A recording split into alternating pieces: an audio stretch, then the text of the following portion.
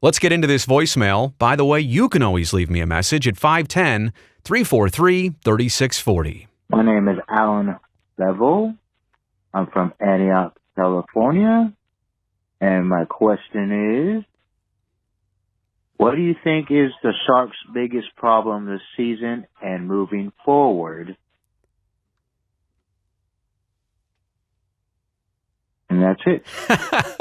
Alan, thank you so much for the message. I appreciate you checking in from the Yock, as in Antioch, California. And I'm only laughing because you had me cliffhanging there for a second. I did not know when your message was going to end. But great question. And if you will, let me reframe just some of the language.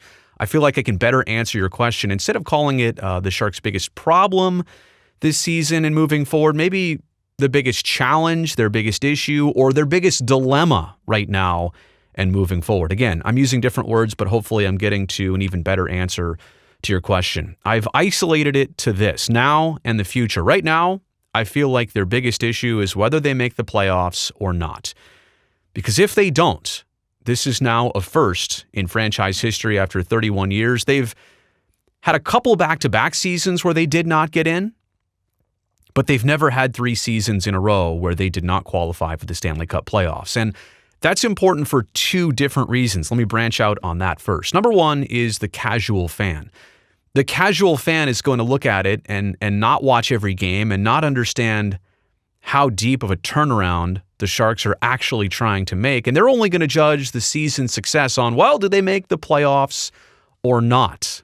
What I think needs to be understood is that this team is trying to use a lot of its same core players. They're also trying to bolster the pipeline, trying to trust a lot of younger, newer players to the NHL, all at the same time. It's kind of like remodeling your house while still living in it, while still having guests over. I mean, that's a lot of difficult and different things all going on at once, a little bit chaotic and hectic, and it's difficult to pull off. Not every team tries it this way. Some teams say, all right, we're moving out of our house, we're tearing every wall down. This is going to be ugly for a little bit, but we're going to rebuild it from scratch. The Sharks are doing all of this at the same time while living in the house, while trying to be competitive this season and moving forward. But again, I go back to the casual fan here. I think hardcore fans are seeing this process. They're seeing the progress, but the casual fan may not see that. So it's twofold. It's the evaluation from 2,000 miles away. Well, the Sharks, they didn't get better this year. Maybe they did.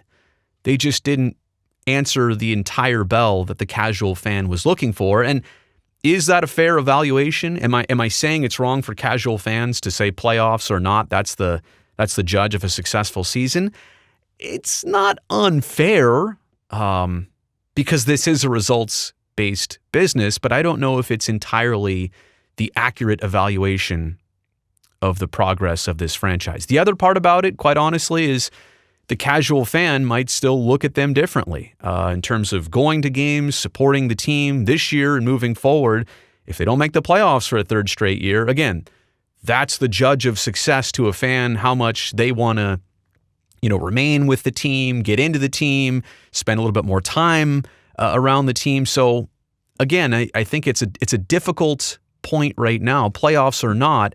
There will be progress made this year, but some people are only going to judge it on the playoffs. I think that is the biggest dilemma right now. Moving forward, I think the dilemma is a little bit more simple to explain, but it's complex in whether it happens or not. How fast can progress continue with the Sharks? And by that, I mean, can a William Eklund be part of your team next season? Can he take the necessary steps as a 19 into a 20-year-old that make him successful in the league? Can the Sharks have a couple more additions? Can they bring up a couple other players and prospects that would also contribute, kind of like a Jonathan Dahlen has this season? Can they get Mario Ferraro to continue taking steps? And can Timo Meier ultimately become even more of a leader than he has this year? What will you do with Tomas Hertl? How fast can the progress that this team is making, can it continue? Whether you make the playoffs or not this season, how fast can you keep this